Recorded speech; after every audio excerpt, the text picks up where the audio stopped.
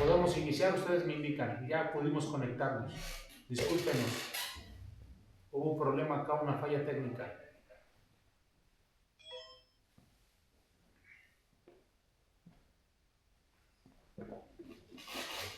Fer, ¿me escuchas?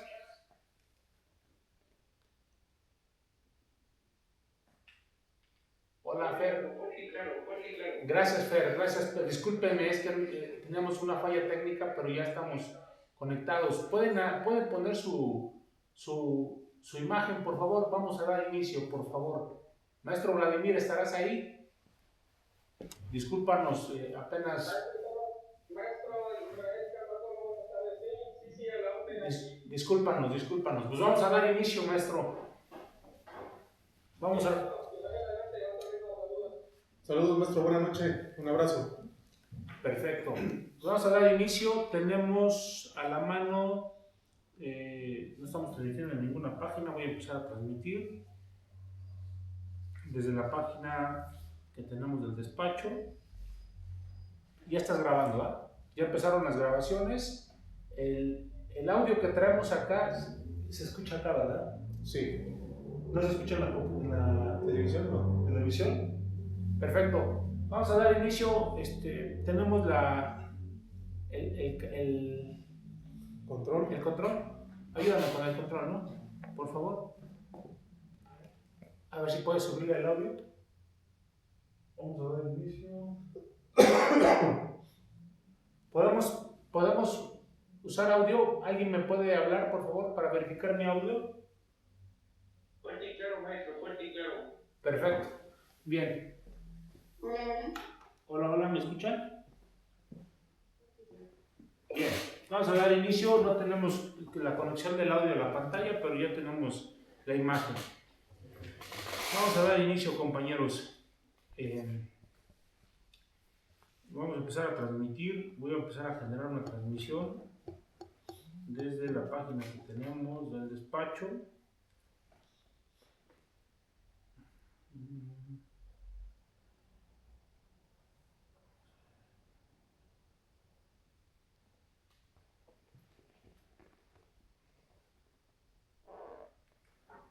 Vamos a dar inicio.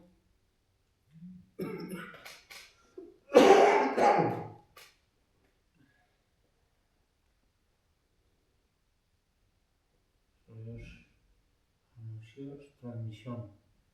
Un en vivo.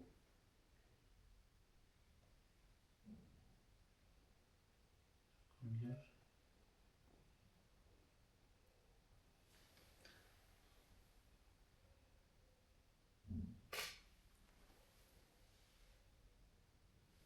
Hola, buenas noches a todos, compañeros. Esto es Filosofía Jurídica. Estamos transmitiendo en vivo desde la página Calva Corro Abogados. Tenemos desde el estado de Guerrero al maestro Vladimir y tenemos también a Fernando desde el otro lado de las pantallas. Hoy vamos a hablar de una sentencia relevante de la temporalidad del asunto de las muertes de Juárez. Desde esa temporalidad ocurrieron los hechos. Yo creo que ya tenemos un formato, compañeros. La vez pasada que hicimos ese formato estuvo muy bien, estuvo muy preciso, muy digerida la información. Vamos a dar inicio con una sentencia que condena al Estado mexicano, precisamente de una mujer en Ciudad Juárez, y que esta sentencia la denominaron Caso García Andrade y otros contra México. Pues yo creo que para poder generar un contexto, vamos a utilizar el formato que les comenté. Los que hayan leído la sentencia, vamos a ir como abogados a hacer un análisis cronológico. Hacemos el análisis cronológico y llegamos a los puntos concretos de la sentencia. ¿Qué les parece, compañeros? Bien, es un buen plan y va guiando de manera concreta el desarrollo de la sentencia y cómo sucedieron los hechos. Perfecto.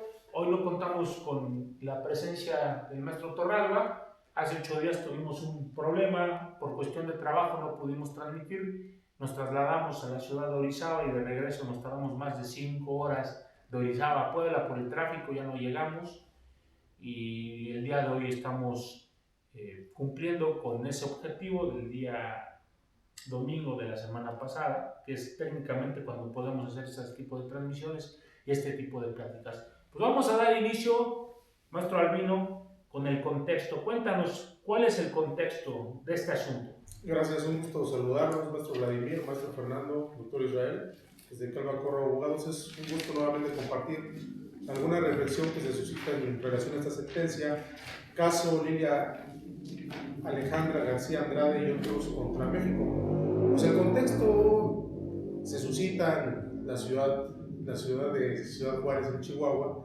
Conocemos desde hace tiempo el mecanismo del ejercicio de violencia atroz en esta ciudad, el ejercicio de diversos cárteles del crimen organizado que ejercen esta violencia sin parar. Además, aunada a esta violencia física, hay una violencia estructural, como veremos más adelante en la sentencia, que fue recopilada. Algo que me llamó mucho la atención de esta sentencia, en relación también con la otra, es el estudio de fondo que realiza los amigos de la Corte, Amigos Curae, que es un conjunto de instituciones que presentan investigaciones, en este caso en torno a la violencia sistémica que se había ejecutado, y nos narran ahí estos amigos de la Corte que desde los años 90 habían desaparecido distintas mujeres que tenían el contexto muy similar, que eran de escasos recursos, de familias marginadas, muchas de ellas de familias desintegradas, y por lo tanto muchas desde temprana edad, desde la niñez, adolescencia, tenían que trabajar. Y algo muy concurrente en todas ellas es que la mayoría de ellas trabajaba en estas fábricas de maquiladoras, y fueron desapareciendo muchas, algunas fueron encontradas, asesinadas, los cadáveres solamente, otras ya no fueron encontradas. Y en este contexto pues tenemos el caso precisamente de Lilia Alejandra García Andrade, que desaparece en 2001 a la edad de 17 años. Su contexto es ella, una adolescente, madre de 2 niños, tenía que trabajar precisamente en una maquiladora llamada Servicios Plásticos, y resulta que da a conocer su madre que el día 14 de febrero del 2001 ella acudió a trabajar a la fábrica. Ella la esperaba en la parada del transporte público, pero su hija nunca llegó, por lo cual acude a la fiscalía para reportar que no había aparecido su hija, y le dicen que tiene que esperar de 48 a 72 horas. Regresa al día siguiente y en lugar de recibir un apoyo inmediato y la búsqueda necesaria, inminente, ante el clima de violencia que permeaba la ciudad en Juárez, pues le responde un burócrata ahí que seguramente se había ido porque ella la tenía en la mano, ¿no?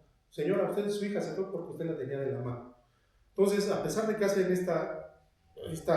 reciben la denuncia, no se percibe un actuar inmediato de las autoridades.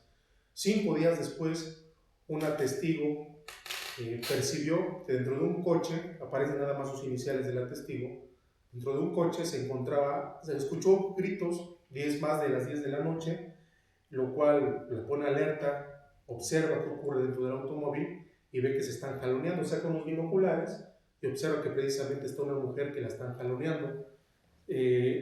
Acude otra testigo, y narra que ella pasó, se acercó al automóvil y vio cómo estaba una mujer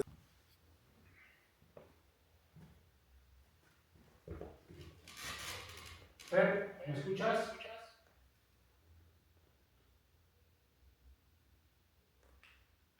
Hola, Fer. Gracias, Fer. Gracias. Discúlpeme, es que tenemos una falla técnica, pero ya estamos conectados. ¿Pueden poner su imagen, por favor? Vamos a dar inicio, por favor. Maestro Vladimir, ¿estarás ahí? Discúlpanos, apenas... Discúlpanos. Pues vamos a dar inicio, maestro. Vamos a... Saludos, maestro, buenas noches, un abrazo. Perfecto. Vamos a dar inicio. Tenemos a la mano, no estamos transmitiendo en ninguna página, voy a empezar a transmitir desde la página que tenemos del despacho. Ya estás grabando, ¿verdad? Ya empezaron las grabaciones. El audio que traemos acá se escucha acá, ¿verdad? Sí. ¿No se escucha en la ¿Televisión? No. televisión? Perfecto. Vamos a dar inicio. Tenemos el ¿Control? control. Ayúdame con el control, ¿no? Por favor. A ver si puedes subir el audio. Vamos a dar inicio. ¿Podemos usar audio? ¿Alguien me puede hablar, por favor, para verificar mi audio? Fuerte y claro, maestro, fuerte y claro. Perfecto. Bien. Hola, hola, ¿me escuchan? Bien. Vamos a dar inicio. No tenemos la conexión del audio a la pantalla, pero ya tenemos la imagen. Vamos a dar inicio, compañeros. Vamos a empezar a transmitir. Voy a empezar a generar una transmisión desde la página que tenemos del despacho.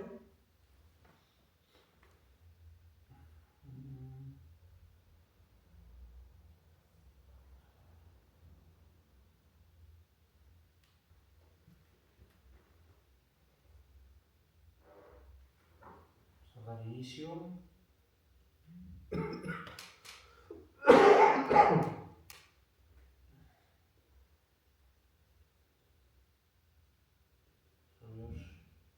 Anuncios, transmisión. Un en vivo.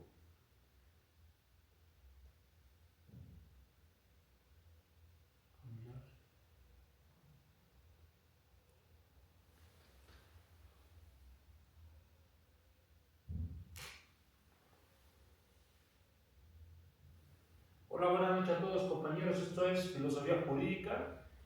Estamos transmitiendo en vivo desde la página Calva Corro Abogados. Tenemos desde el estado de Guerrero al maestro Vladimir y tenemos también a Fernando desde el otro lado de las pantallas. Hoy vamos a hablar de una sentencia relevante de la temporalidad del asunto de las muertes de Juárez. Desde esa temporalidad ocurrieron los hechos. Yo creo que ya tenemos un formato, compañeros. La vez pasada que hicimos ese formato estuvo muy bien, estuvo muy preciso, muy digerida la información. Vamos a dar inicio con una sentencia que condena al Estado mexicano, precisamente de una mujer en Ciudad Juárez, y que esta sentencia la denominaron Caso García Andrade y otros contra México. Pues yo creo que para poder generar un contexto, vamos a utilizar el formato que les comenté. Los que hayan leído la sentencia, vamos a ir como abogados a hacer un análisis cronológico. Hacemos el análisis cronológico y llegamos a los puntos concretos de la sentencia. ¿Qué les parece, compañeros? Bien, es un buen plan y va viendo de manera concreta el desarrollo de la sentencia y cómo sucedieron los hechos. Perfecto. Hoy no contamos con la presencia del maestro Torralba. Hace 8 días tuvimos un problema por cuestión de trabajo, no pudimos transmitir. Nos trasladamos a la ciudad de Orizaba y de regreso nos tardamos más de 5 horas de Orizaba a Puebla por el tráfico, ya no llegamos. Y el día de hoy estamos cumpliendo con ese objetivo del día domingo de la semana pasada, que es técnicamente cuando podemos hacer ese tipo de transmisiones y este tipo de pláticas. Pues vamos a dar inicio, maestro Albino, con el contexto. Cuéntanos cuál es el contexto de este asunto. Gracias, un gusto saludarnos, maestro Vladimir, maestro Fernando, doctor Israel, desde Calva Corro Abogados. Es un gusto nuevamente compartir alguna reflexión que se suscita en relación a esta sentencia. Caso Lilia Alejandra García Andrade y otros contra México. Pues el contexto se suscita en la ciudad de Ciudad Juárez, en Chihuahua, conociendo desde hace tiempo el mecanismo del ejercicio de violencia atroz en esta ciudad, el ejercicio de diversos cárteles del crimen organizado que ejercen esta violencia sin parar. Además, aunada a esta violencia física, hay una violencia estructural, como veremos más adelante en la sentencia, que fue recopilada. Algo que me llamó mucho la atención de esta sentencia, en relación también con la otra, es el estudio de fondo que realiza los amigos de la Corte, Amigos Curae, que es un conjunto de instituciones que presentan investigaciones, en este caso en torno a la violencia sistémica que se había ejecutado, y nos narran ahí estos amigos de la Corte que desde los años 90 habían desaparecido distintas mujeres que tenían el contexto muy similar, que eran de escasos recursos, de familias marginadas, muchas de ellas de familias desintegradas, y por lo tanto muchas desde temprana edad, desde la niñez, adolescencia, tenían que trabajar. Y algo muy concurrente en todas ellas es que la mayoría de ellas trabajaba en estas fábricas de maquiladoras, y fueron desapareciendo muchas, algunas fueron encontradas, asesinadas, los cadáveres solamente, otras ya no fueron encontradas.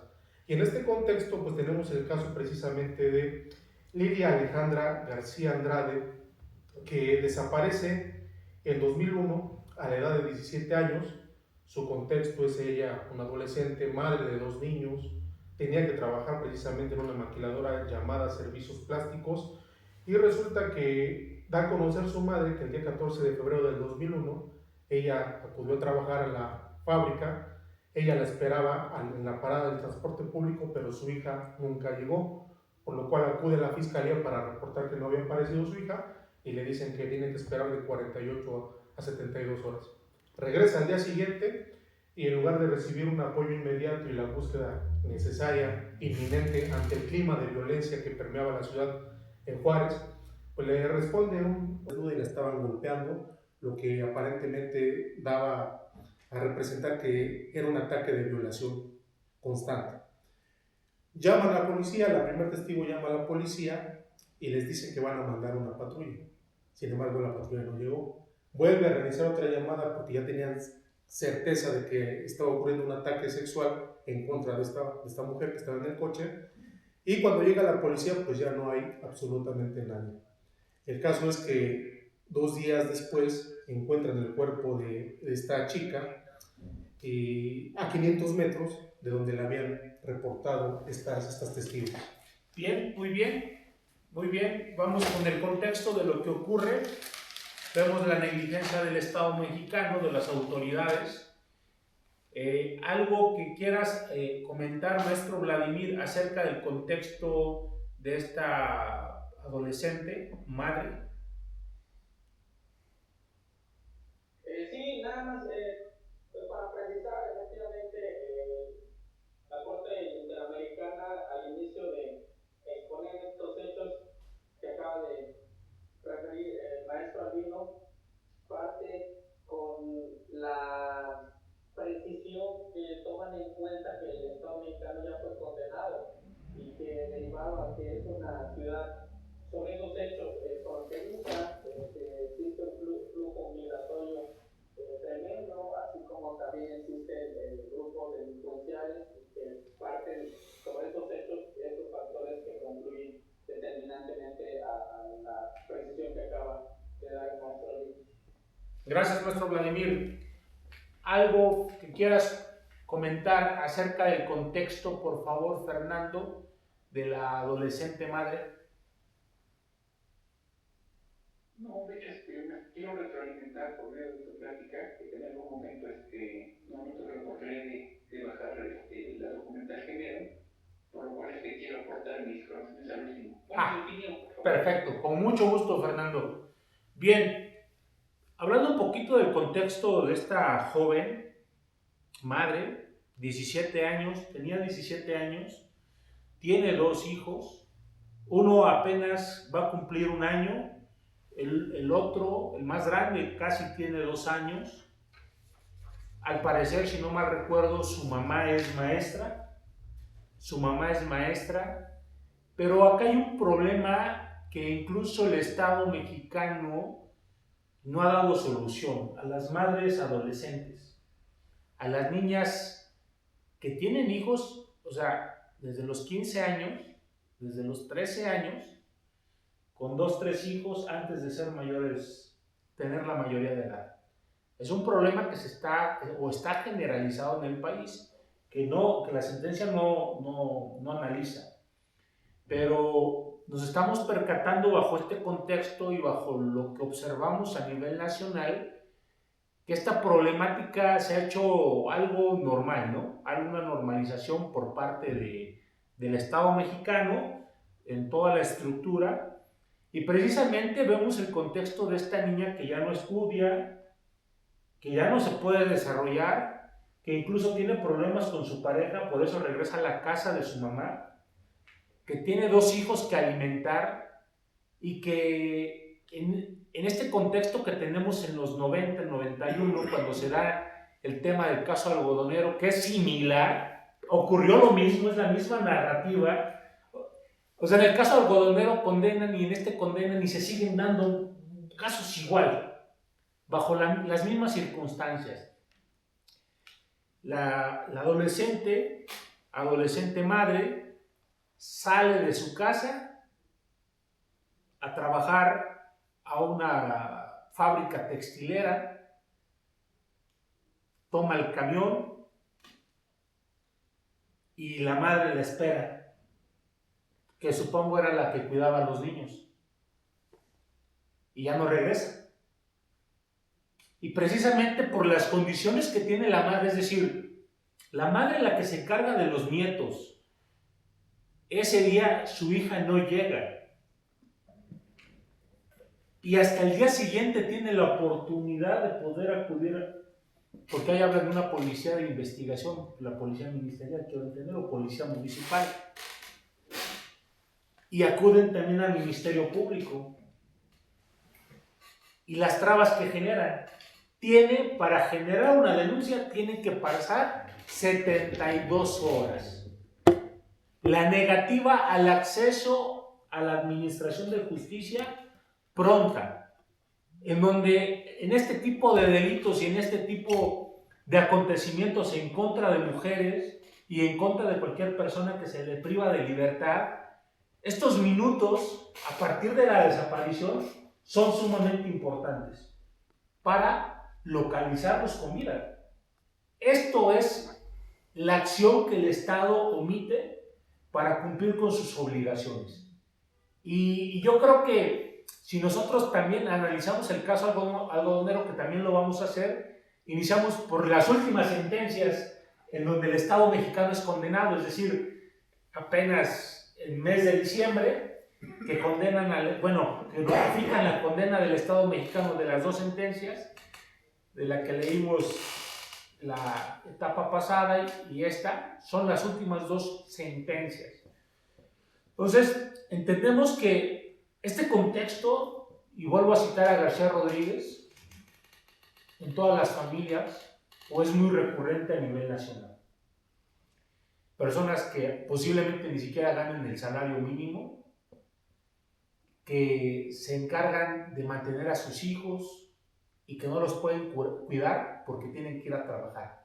Imagínense toda esta carga que tiene ser menor de edad, salarios mal pagados, lugares exclusivamente en Chihuahua, en Ciudad Juárez, se estaba dando este problema de forma masiva.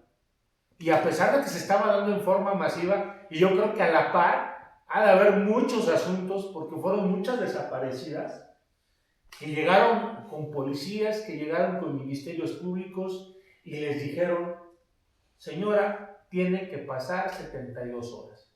Y precisamente quiero que esta parte quede en nuestra mente, porque es en esencia lo que la Corte Interamericana de Sentenciar retoma por el tema de responsabilidad por tortura.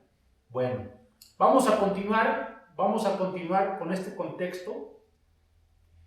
Yo creo que vamos al contexto de la presentación de la denuncia.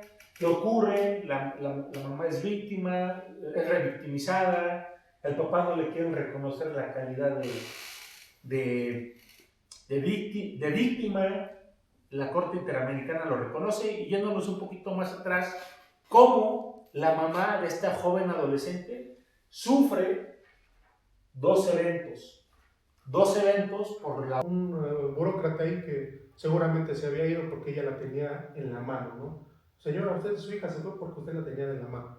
Entonces, a pesar de que hacen reciben la denuncia, no se percibe un actuar inmediato de las autoridades.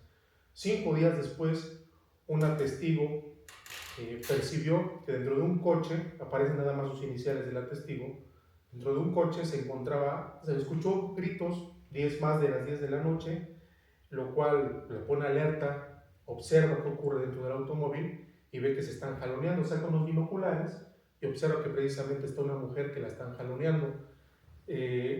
Acude otra testigo, y narra que ella pasó, se acercó al automóvil y vio cómo estaba una mujer desnuda y la estaban golpeando, lo que aparentemente daba a representar que era un ataque de violación constante. Llaman a la policía, la primer testigo llama a la policía y les dice que van a mandar una patrulla. Sin embargo, la patrulla no llegó. Vuelve a realizar otra llamada porque ya tenían certeza de que estaba ocurriendo un ataque sexual en contra de esta mujer que estaba en el coche. Y cuando llega la policía, pues ya no hay absolutamente nadie. El caso es que 2 días después encuentran el cuerpo de esta chica a 500 metros de donde la habían reportado estas testigos. Bien, muy bien, muy bien. Vamos con el contexto de lo que ocurre.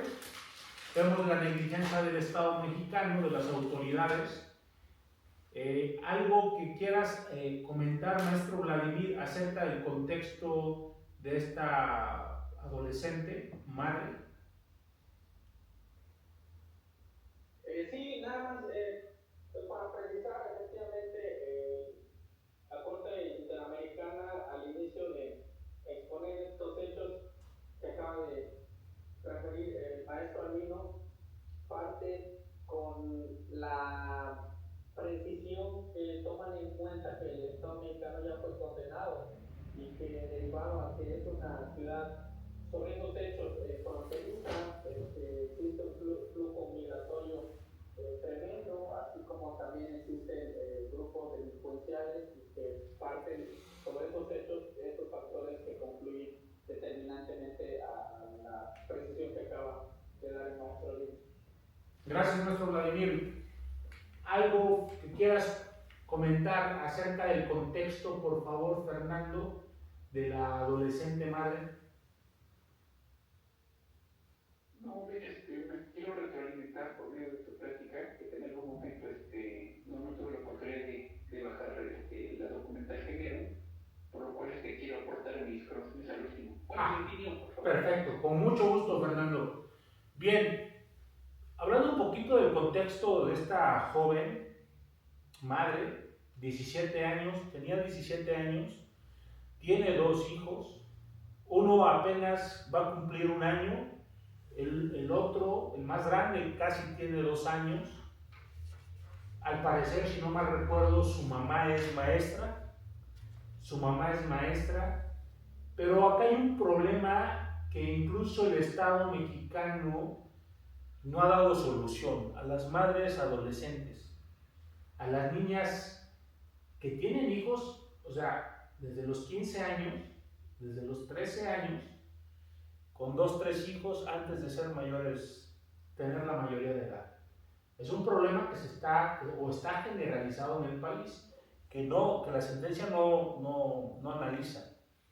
Pero nos estamos percatando bajo este contexto y bajo lo que observamos a nivel nacional, que esta problemática se ha hecho algo normal, ¿no? Hay una normalización por parte del Estado mexicano en toda la estructura, y precisamente vemos el contexto de esta niña que ya no estudia, que ya no se puede desarrollar, que incluso tiene problemas con su pareja, por eso regresa a la casa de su mamá, que tiene 2 hijos que alimentar y que en este contexto que tenemos en los 90, 91, cuando se da el tema del caso algodonero, que es similar, ocurrió lo mismo, es la misma narrativa.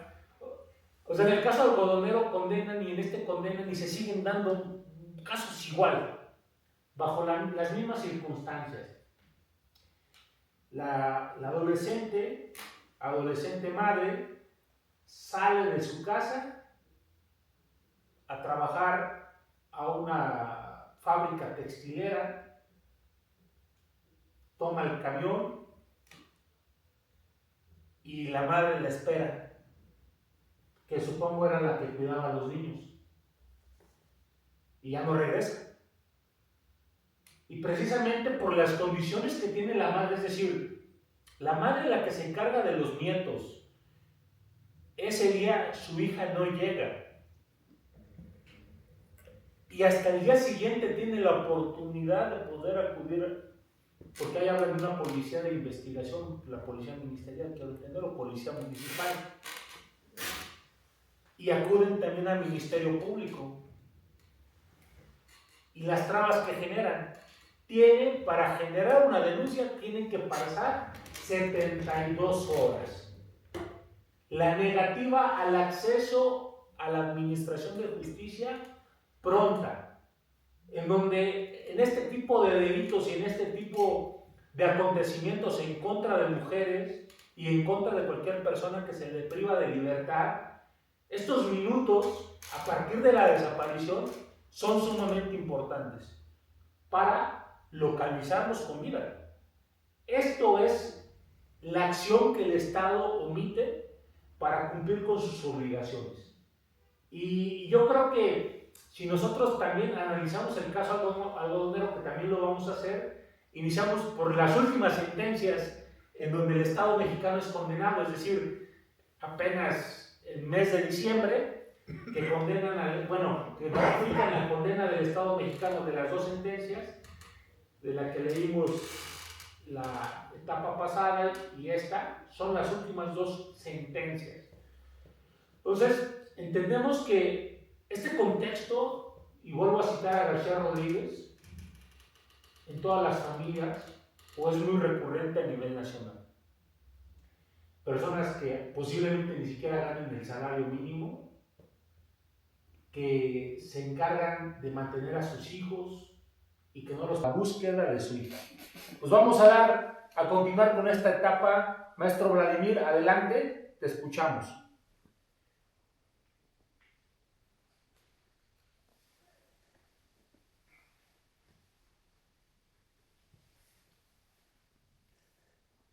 Creo que perdimos comunicación con el maestro Vladimir. Hay un problema técnico, pero vamos con el maestro Albino.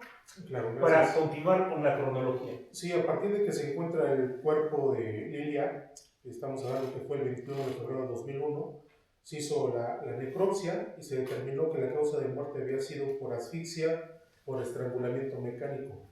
Se presenta la denuncia correspondiente y vemos que las investigaciones son muy poco diligentes. Tardan mucho tiempo, de hecho hay un periodo muy largo que va del 2003 al 2005, que básicamente no se hizo absolutamente paralización del procedimiento. Nada, porque no contaban con información que les diera con el presunto responsable que había acontecido. Y vemos que la investigación se va al ámbito de la Fiscalía Federal, posteriormente regresa al ámbito local, y en esos años, del 2007 al 2010, pues no hubo diligencia en las investigaciones correspondientes, lo que nos está hablando de una lenta impartición en la administración de justicia, más sabiendo del riesgo que representaba ese contexto del caso de Lilia. Se habla de más de 2.300 muertes en Juárez, en la ciudad de Chihuahua, por lo tanto era inminente que la Fiscalía, la Policía de Investigación hiciera todas las investigaciones, como has mencionado, en el momento oportuno correspondiente. Posteriormente, pues, la madre de Lilia se dedica a buscar a su hija, ve esta ineficiencia o este no proceder de las autoridades y se organiza con otras personas, funda una organización civil, UNACE, que se dedican a buscar a hijas desaparecidas. Se llama, si no mal recuerdo, Nuestras Hijas de Vuelta a Casa. Y en ese contexto, pues, ella recibe muchas amenazas de muerte, su hija también, una hermana de Lilia, por lo que presenta una denuncia también, y no en su momento determinado les dan cierta protección, Ocurre primero un ataque en su domicilio. Un sujeto no identificado le dispara 6 ocasiones a la madre de Lilia por ese intento de estarla buscando. Imagínate, una bala queda alojada cerca del corazón y no se la pueden extraer. Y ahí es cuando la fiscalía pues, le brinda protección y la cambia de domicilio a la Ciudad de México. Y nuevamente en ese nuevo domicilio de la Ciudad de México ocurre otro atentado. Un sujeto desconocido se acerca y la apuñala en el cuello. Fue atendida inmediatamente, le toman la declaración del hospital, pero nos habla de una ineficiencia por parte de las autoridades a brindar esta protección a las madres buscadoras, esta madre que buscaba a su hija.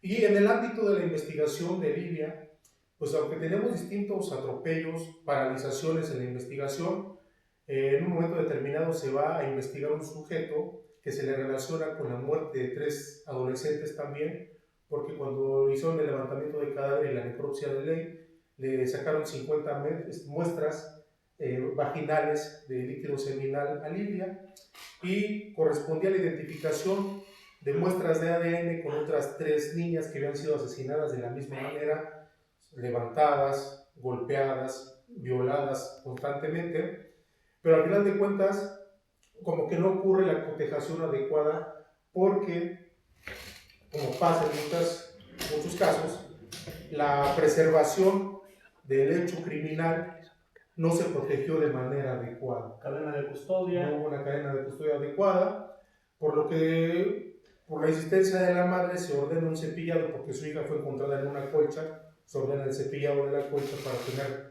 muestras de ADN, después la relacionan con otro sujeto donde decía que había un 50% de compatibilidad en las muestras genéticas de ADN por espermatozoides, por líquido seminal. Sin embargo, la madre no estaba segura, por lo que se había girado una orden de aprehensión contra este sujeto, pero la madre, al no tener una certeza, porque la cadena de custodia no estaba bien instaurada, no había protección de la escena criminal, pues optó por que no se le detuviera a este sujeto. Y este sujeto, de esta muestra de ADN, estaba relacionada con un ADN de un funcionario, de un policía o de una policía. Por eso relacionan y que existía la posibilidad de que el homicida fuera familiar de los policías que estaban en Ciudad Juárez. Así es. No, atinas muy bien, es importante considerar, porque había similitud con un policía de la fiscalía, lo que hacía suponer que era un familiar o podía ser él, ¿no? Al final de cuentas, por no tener certeza en la preservación de la escena del crimen, pues aunque coincidía el 50% de las muestras de ADN, las muestras genéticas, la madre de Lilia pues lleva a tomar la decisión de que no se ejecute esta orden de aprehensión contra esta persona. Entonces estamos hablando de un clima atroz, devastador para la familia, una madre desesperada que busca a su hija y que obtiene negativas de la autoridad para conducir la investigación y para actuar de manera inmediata en la impartición de justicia, y lejos de ello, pues un ataque mortal, 6 balazos, de milagro la señora salió viva, continúa viva, una bala ya no se le pudo extirpar de una zona cercana del corazón, y un segundo atentado que ocurre en la Ciudad de México cuando ya tenía la seguridad supuesta de la fiscalía. Entonces es un clima horrible para cualquier madre buscador. Y otro dato que se tenía por parte de un posible agresor se da precisamente cuando una menor es vulnerada, le toman su muestra de ADN y coincide con las encontradas con estas menores. Así es. Y se entiende que el padre era el que había también generado vulneración a diversas menores.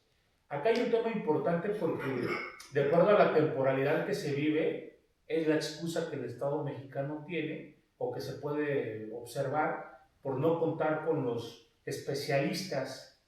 De hecho, ya se había hecho una división de tomas genéticas y cuando regresa la información de Estados Unidos, lo quieren relacionar y hacen de nuevo la toma de muestreo incorrecto. Por eso ya no se genera la ejecución de la orden de aprehensión. Entonces, nos estamos percatando aquí que la administración de justicia por parte del Estado mexicano es nula. Podemos observar en primer momento que no se cuenta o no se contaba y no se cuenta porque sigue pasando lo mismo con la infraestructura material y humana. Es decir, especialistas que puedan cumplir con los objetivos. Es decir, aquí hay un tema de genética, pudieron haber localizado a la persona, pudieron haber ubicado a la persona, porque como bien lo dices, encuentran en esta víctima, en esta adolescente madre, muestras genéticas y no pueden dar con la persona que cometió el hecho delictivo. Y este tema se vino replicando por varios años en Chihuahua. Hablas de más de 2.300 personas que les ocurrió lo mismo. Ahora, yo creo que en la administración pueden cuidar porque tienen que ir a trabajar. Imagínense toda esta carga que tienen, ser menor de edad, salarios mal pagados, lugares exclusivamente en Chihuahua, en Ciudad Juárez, se estaba dando este problema en forma masiva. Y a pesar de que se estaba dando en forma masiva, y yo creo que a la par, ha de haber muchos asuntos, porque fueron muchas desaparecidas, que llegaron con policías, que llegaron con ministerios públicos y les dijeron, señora, tiene que pasar 72 horas. Y precisamente quiero que esta parte quede en nuestra mente, porque es en esencia lo que la Corte Interamericana de Sentenciar retoma por el tema de responsabilidad por tortura. Bueno, vamos a continuar con este contexto. Yo creo que vamos al contexto de la presentación de la denuncia. ¿Qué ocurre? La mamá es víctima, es revictimizada, el papá no le quiere reconocer la calidad de víctima, la Corte Interamericana lo reconoce, y yéndonos un poquito más atrás, cómo la mamá de esta joven adolescente sufre dos eventos por la búsqueda de su hija. Pues vamos a continuar con esta etapa. Maestro Vladimir, adelante, te escuchamos.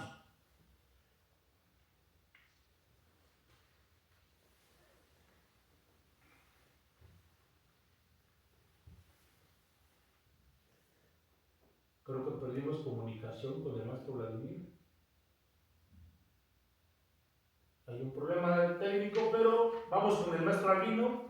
Claro, para continuar con la cronología. Sí, a partir de que se encuentra el cuerpo de Lilia, estamos hablando que fue el 21 de febrero de 2001, se hizo la necropsia y se determinó que la causa de muerte había sido por asfixia por estrangulamiento mecánico. Se presenta la denuncia correspondiente y vemos que las investigaciones son muy poco diligentes.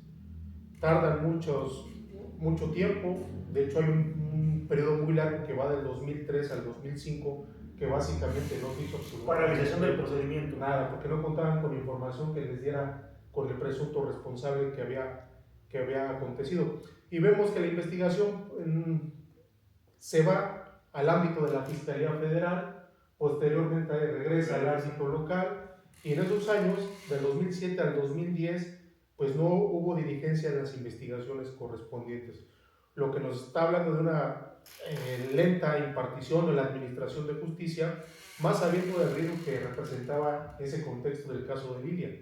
Se habla de más de 2.300 muertes en Juárez, en la ciudad de Chihuahua, por lo tanto era inminente que la Fiscalía, la Policía de Investigación hiciera todas las investigaciones, como has mencionado, en el momento oportuno correspondiente.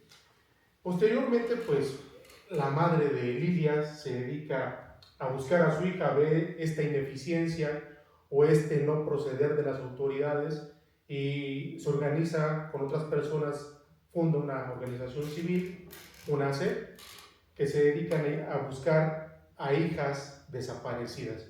Se llama, si no mal recuerdo, Nuestras Hijas de Vuelta a Casa. Y en ese contexto, pues, ella recibe muchas amenazas de muerte, su hija también, una hermana de Lilia, por lo que presenta una denuncia también, y no, en su momento determinado les dan cierta protección Ocurre primero un ataque en su domicilio. Un sujeto no identificado le dispara 6 ocasiones a la madre de Lilia por ese intento de estarla buscando. Imagínate, una bala queda alojada cerca del corazón, ya no se la pueden extraer, y ahí es cuando la fiscalía pues, le brinda protección y la cambia de domicilio a la Ciudad de México. Y nuevamente en ese nuevo domicilio de la Ciudad de México ocurre otro atentado. Un sujeto desconocido se acerca y la apuñala en el cuello. Fue atendida inmediatamente, le toman la declaración en el hospital, pero nos habla de una ineficiencia por parte de las autoridades a brindar esta protección a las madres buscadoras, a esta madre que buscaba a su hija. Y en el ámbito de la investigación de Lilia, pues aunque tenemos distintos atropellos, paralizaciones en la investigación, en un momento determinado se va a investigar un sujeto que se le relaciona con la muerte de 3 adolescentes también, porque cuando hicieron el levantamiento de cadáver y la necropsia de ley, le sacaron 50 muestras vaginales de líquido seminal a Lilia y correspondía a la identificación de muestras de ADN con otras 3 niñas que habían sido asesinadas de la misma manera, levantadas, golpeadas, violadas constantemente, pero al final de cuentas como que no ocurre la cotejación adecuada porque, como pasa en muchos casos, la preservación del hecho criminal no se protegió de manera adecuada. Cadena de custodia. No hubo una cadena de custodia adecuada, por lo que, por la insistencia de la madre, se ordena un cepillado porque su hija fue encontrada en una colcha, se ordena el cepillado de la colcha para tener muestras de ADN, después la relacionan con otro sujeto donde decía que había un 50% de compatibilidad en las muestras genéticas de ADN por espermatozoides, por líquido seminal.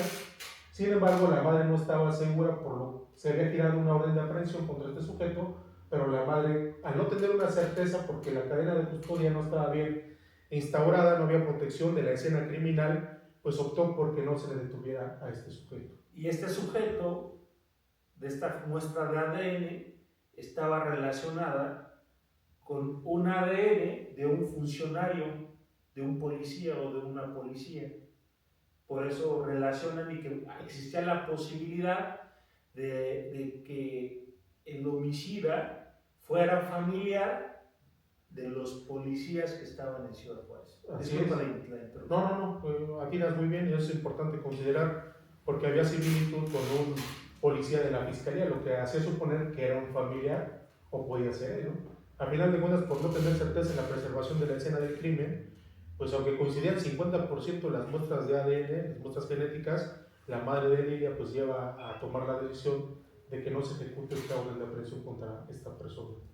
Entonces estamos hablando de un clima atroz, devastador para la familia, una madre desesperada que busca a su hija y que obtiene negativas de la autoridad para conducir la investigación y para actuar de manera inmediata en la impartición de justicia, y lejos de ello, pues un ataque mortal, 6 balazos, de milagro la señora salió viva, continúa viva, una bala ya no se le pudo extirpar de una zona cercana del corazón, y un segundo atentado que ocurre en la Ciudad de México cuando ya tenía la seguridad supuesta de la fiscalía.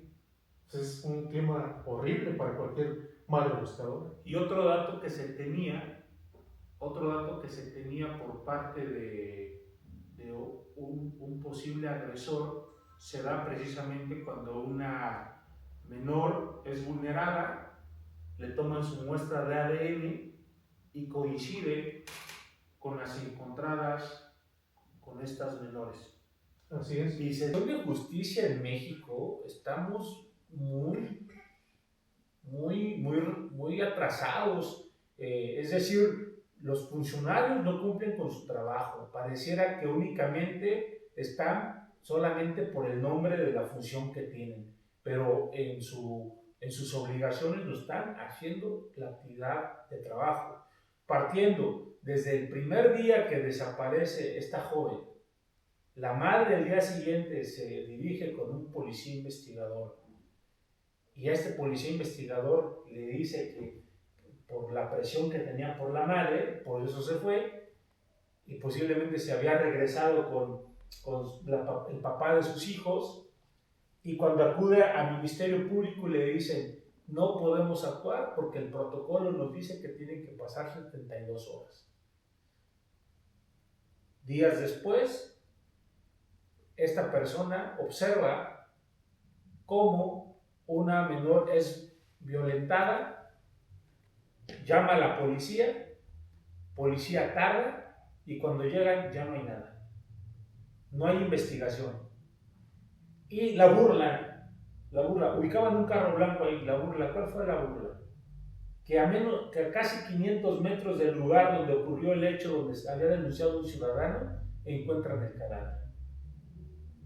O sea, pareciera que estos homicidas se burlaban hasta de la misma autoridad porque sabían que no iba a cumplir con su trabajo. Un asunto desde el 91 que apenas fue resuelto.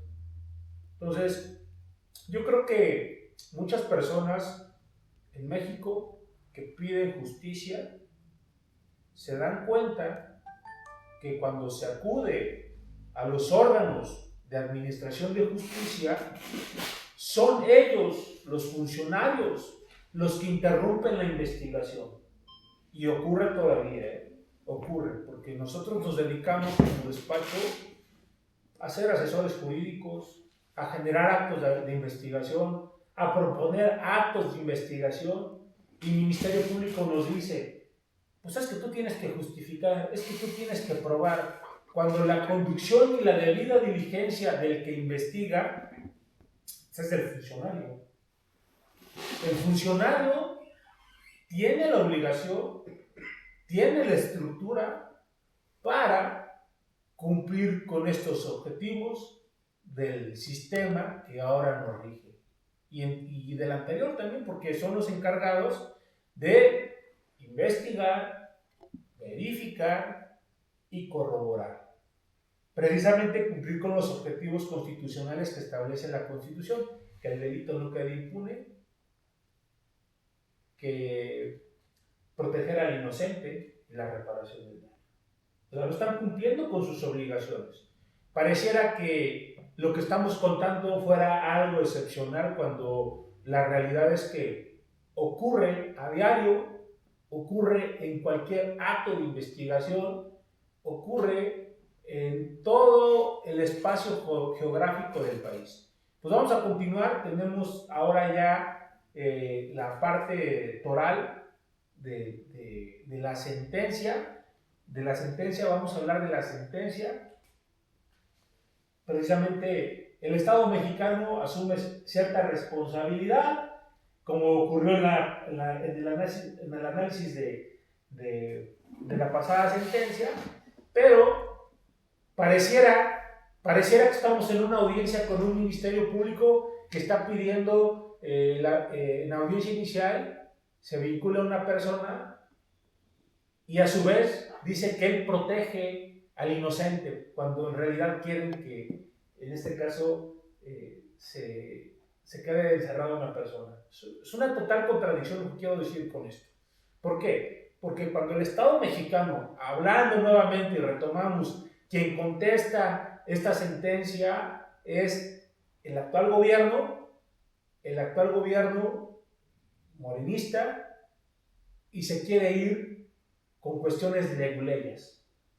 Fue extemporáneo, no agotó el principio de definitividad en el Estado mexicano, por lo tanto es improcedente. O sea, ese discurso absurdo, estúpido, porque esa es la realidad, y es molesto como abogado que llegue la representación del Estado mexicano y que quiera establecer por tecnicismos que todo quede impune. O sea, prevalezca la impunidad. Entonces, vamos a ir precisamente al alcance de esta sentencia. ¿Nos escuchas, maestro Vladimir? Creo que no nos escucha, pero adelante. Creo que sí, que buscamos. Como que es que veo en carretera y como que se viene cortando este parte de. Sí, no te preocupes. Vamos a continuar con la sentencia. Es importante considerar que, ya para no ser reiterativo, no se continuaron con las investigaciones, se cierra la investigación, el caso de Lilia y el caso de Sumare Norma. Y es absurdo cuando ellos tienen la obligación de dar con los responsables. Claro. Se cierra y entonces la madre pues, ve que no hay una administración e impartición de justicia en nuestro país, recurre a la Comisión de Derechos Humanos. Partimos tantito, una pausa. Algo bien importante que se me olvidaba. Imagínense, bien lo especificaste, en el último atentado, bueno, en el primer atentado, la llevan a Ciudad de México para protegerla como víctima, y en este lapso es cuando dan carpetazo, es decir, ya lo siguen investigando y le notifican a la madre. La fiscalía sabía dónde estaba. Ella ya no estaba en Ciudad Juárez, estaba en Ciudad de México por medidas de protección, y fiscalía, en forma incongruente, por no decir otra palabra, va y notifica en el domicilio de Ciudad Juárez. Y dice, y el Estado mexicano dice, pues no agotaron su recurso, porque ahí debieron de haber establecido un recurso y no lo plantearon. Pues esa notificación era nula. La señora no se enteró de esa determinación en forma correcta. Así es. O sea, ¿cómo pareciera que el Estado es el que te pone el pie para que no puedas llegar a una administración de justicia? En todos los sentidos. Claro, sí, esa lectura se puede hacer muy bien. Entonces la maestra Norma acude ante la Comisión Interamericana de Derechos Humanos y presenta su solicitud el 9 de abril del 2003. Se admite, pasan muchos años, hasta 2012. Y en 2021 se da un informe de fondo donde precisamente se reconoce. Se entiende que el padre era el que había también generado vulneración a diversas menores. Acá hay un tema importante porque, de acuerdo a la temporalidad que se vive, es la excusa que el Estado mexicano tiene o que se puede observar por no contar con los especialistas. De hecho, ya se había hecho una división de tomas genéticas, y cuando regresa la información de Estados Unidos, lo quieren relacionar y hacen de nuevo la toma de muestreo incorrecta. Por eso ya no se genera la ejecución de la orden de aprehensión. Entonces, nos estamos percatando aquí que la administración de justicia por parte del Estado mexicano es nula. Podemos observar en primer momento que no se cuenta, o no se contaba y no se cuenta porque sigue pasando lo mismo con la infraestructura material y humana. Es decir, especialistas que puedan cumplir con los objetivos. Es decir, aquí hay un tema de genética. Pudieron haber localizado a la persona, pudieron haber ubicado a la persona. Porque, como bien lo dices, encuentran en esta víctima, en esta adolescente madre, muestras genéticas y no pueden dar con la persona que cometió el hecho delictivo. Y este tema se vino replicando por varios años en Chihuahua. Hablas de más de 2.300 personas que les ocurrió lo mismo. Ahora, yo creo que en la Administración de Justicia de México estamos muy atrasados. Es decir, los funcionarios no cumplen con su trabajo. Pareciera que únicamente están solamente por el nombre de la función que tienen, pero en sus obligaciones no están haciendo la actividad de trabajo. Partiendo desde el primer día que desaparece esta joven, la madre del día siguiente se dirige con un policía investigador, y a este policía investigador le dice que por la presión que tenía por la madre, por eso se fue, y posiblemente se había regresado con el papá de sus hijos, y cuando acude al Ministerio Público le dicen, no podemos actuar porque el protocolo nos dice que tienen que pasar 72 horas. Días después, esta persona observa cómo una menor es violentada, llama a la policía tarda, y cuando llegan ya no hay nada. No hay investigación. Y la burla, ubicaban un carro blanco ahí, la burla, ¿cuál fue la burla? Que a casi 500 metros del lugar donde ocurrió el hecho, donde había denunciado un ciudadano, encuentran el cadáver. O sea, pareciera que estos homicidas se burlaban hasta de la misma autoridad porque sabían que no iba a cumplir con su trabajo. Un asunto desde el 91 que apenas fue resuelto. Entonces, yo creo que muchas personas en México que piden justicia se dan cuenta que cuando se acude a los órganos de administración de justicia, son ellos, los funcionarios, los que interrumpen la investigación. Y ocurre todavía, ocurre, porque nosotros nos dedicamos en el despacho a ser asesores jurídicos, a generar actos de investigación, a proponer actos de investigación, y el Ministerio Público nos dice, pues es que tú tienes que justificar, es que tú tienes que probar, cuando la conducción y la debida diligencia del que investiga es el funcionario. El funcionario tiene la obligación, tiene la estructura para cumplir con estos objetivos del sistema que ahora nos rige. Y del anterior también, porque son los encargados de investigar, verificar y corroborar. Precisamente cumplir con los objetivos constitucionales que establece la Constitución, que el delito no quede impune, que proteger al inocente y la reparación del daño. O sea, no están cumpliendo con sus obligaciones. Pareciera que lo que estamos contando fuera algo excepcional cuando la realidad es que ocurre a diario, ocurre en cualquier acto de investigación, ocurre en todo el espacio geográfico del país. Pues vamos a continuar, tenemos ahora ya la parte toral de la sentencia. De la sentencia vamos a hablar de la sentencia.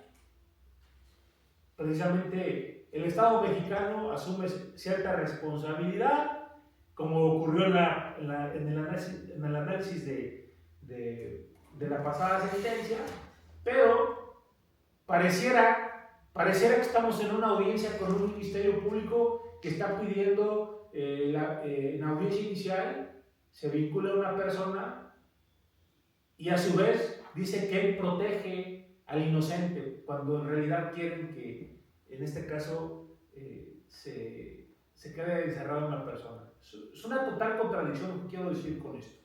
¿Por qué? Porque cuando el Estado mexicano, hablando nuevamente y retomamos, quien contesta esta sentencia es el actual gobierno morenista, y se quiere ir con cuestiones de leguleyas. Fue extemporáneo, no agotó el principio de definitividad en el Estado mexicano, por lo tanto es improcedente. O sea, ese discurso absurdo, estúpido, porque esa es la realidad, y es molesto como abogado que llegue la representación del Estado mexicano y que quiera establecer por tecnicismos que todo quede impune. O sea, prevalezca la impunidad. Entonces, vamos a ir precisamente al alcance de esta sentencia. ¿Nos escuchas, maestro Vladimir? Creo que no nos escucha, pero adelante. Creo que sí, ya activo su cámara. Como que es que veo en carretera y como que se viene cortando desde más adelante. Sí, no te preocupes. Vamos a continuar con la sentencia. Es importante considerar que, ya para no ser reiterativo, no se continuaron con las investigaciones, se cierra la investigación, el caso de Lidia y el caso de su madre Norma, y es absurdo cuando ellos tienen la obligación de dar con los responsables. Conocía la responsabilidad del Estado en el caso de la muerte y posterior encuentro de la adolescente Lidia, y la no debida diligencia en la investigación, así como la no suficiente protección en la madre cuando fue víctima de este atentado y por lo tanto es necesario, le aconseja al Estado mexicano que tome las medidas pertinentes para continuar con la investigación y ponga las medidas necesarias para eliminar esta violencia sistemática que opera en distintas ciudades y sobre todo en ese contexto de Ciudad Juárez, Chihuahua. Sin embargo, el Estado mexicano no lo hace y la comisión le concede 8 prórrogas para que pueda realizar. Nota la comisión que no lo hace y es cuando mandan esta situación de solicitud ante la Corte Interamericana de Derechos Humanos.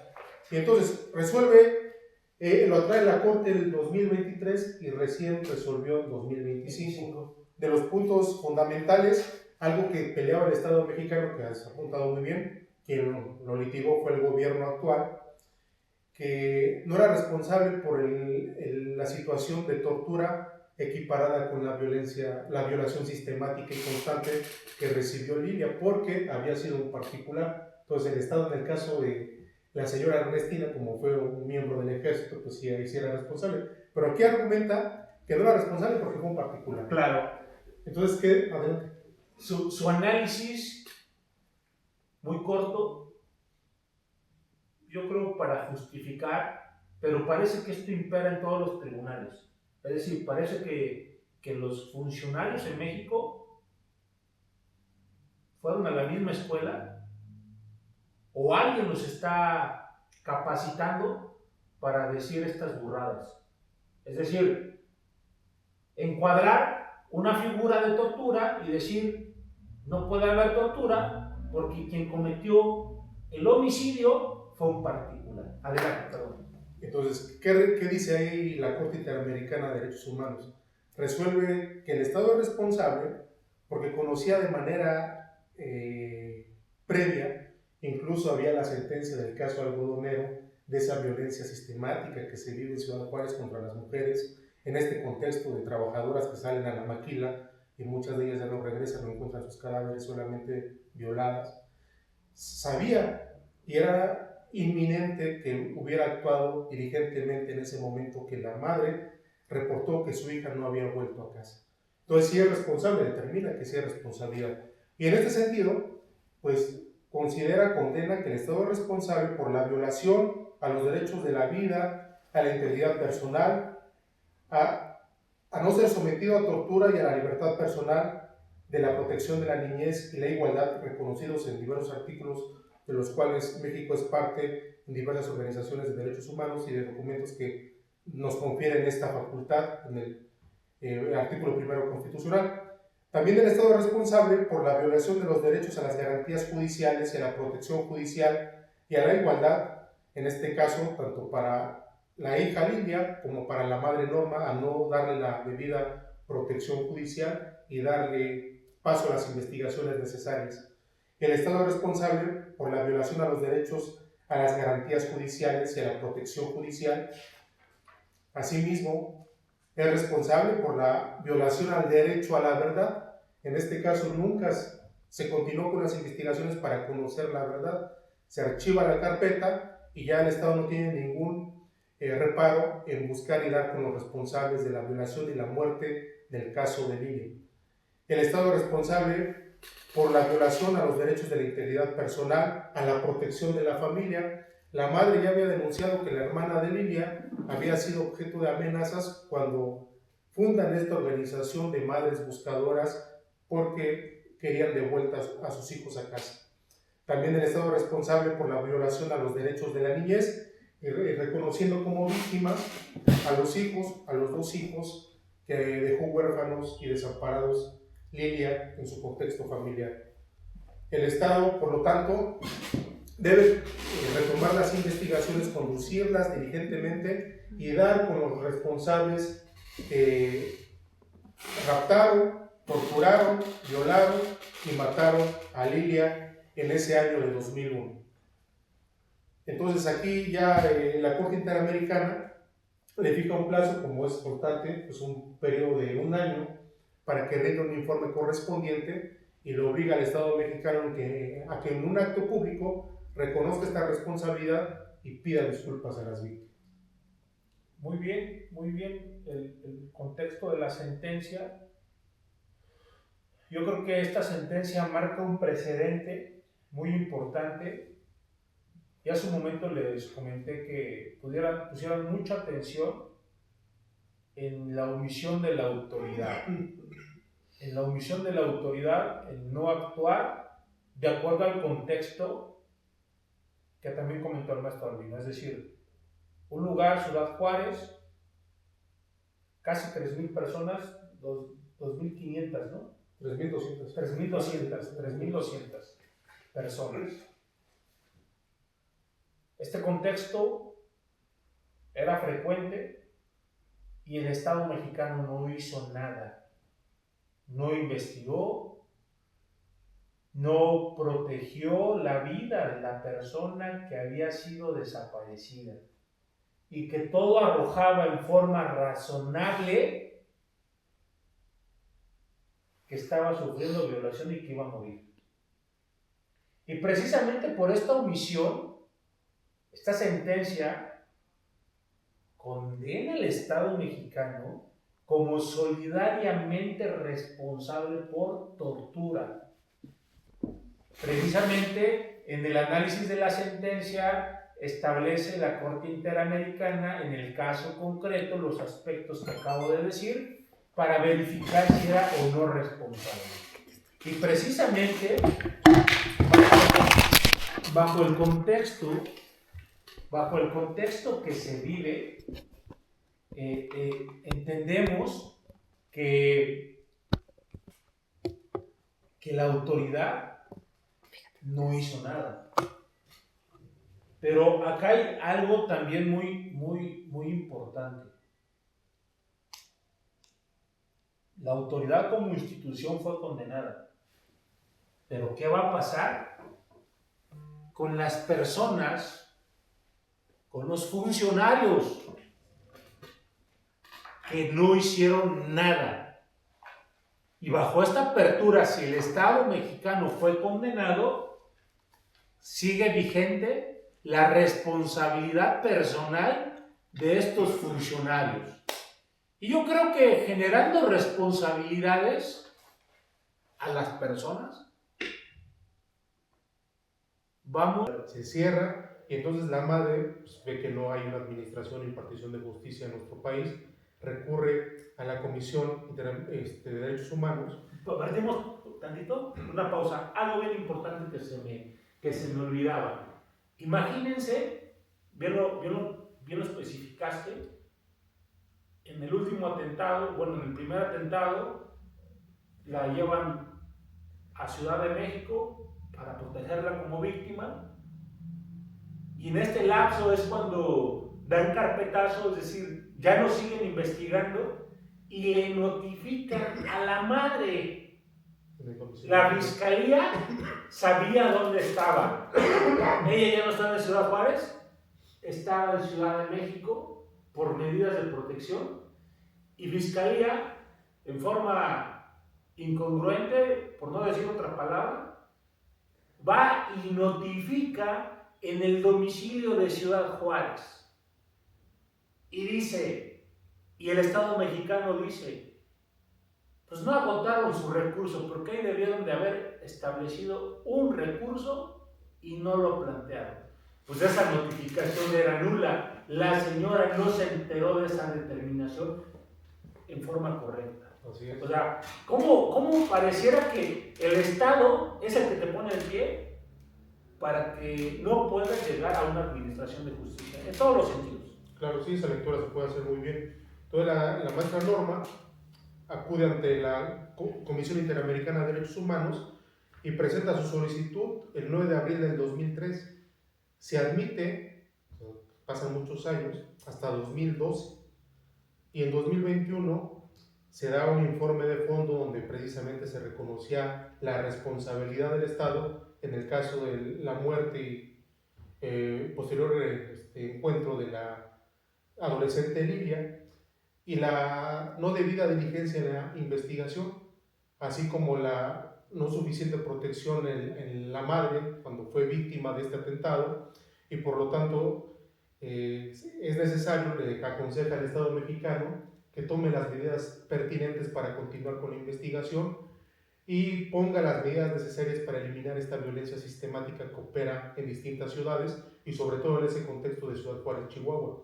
Sin embargo, el Estado mexicano no lo hace y la comisión le concede 8 prórrogas para que pueda realizar. Nota la comisión que no lo hace y es cuando mandan esta situación de solicitud ante la Corte Interamericana de Derechos Humanos. Y entonces lo trae la Corte en 2023 y recién resolvió en 2025. De los puntos fundamentales, algo que peleaba el Estado mexicano, que has apuntado muy bien, quien lo litigó fue el gobierno actual, que no era responsable por la situación de tortura equiparada con la violación sistemática y constante que recibió Lilia, porque había sido un particular. Entonces el Estado, en el caso de la señora Ernestina, como fue un miembro del ejército, pues sí era responsable. Pero aquí argumenta que no era responsable porque fue un particular. Claro. Entonces, ¿qué? A ver. Su análisis, muy corto, yo creo para justificar, pero parece que esto impera en todos los tribunales. Es decir, parece que los funcionarios en México fueron a la misma escuela o alguien los está capacitando para decir estas burradas. Es decir, encuadrar una figura de tortura y decir no puede haber tortura porque quien cometió el homicidio fue un particular. Adelante, perdón. Entonces, ¿qué dice ahí la Corte Interamericana de Derechos Humanos? Resuelve que el Estado es responsable porque conocía de manera previa, incluso había la sentencia del caso algodonero, de esa violencia sistemática que se vive en Ciudad Juárez contra las mujeres, en este contexto de trabajadoras que salen a la maquila y muchas de ellas ya no regresan, no encuentran sus cadáveres, solamente violadas. Sabía y era inminente que hubiera actuado diligentemente en ese momento que la madre reportó que su hija no había vuelto a casa. Entonces, si es responsable, determina que sí es responsabilidad.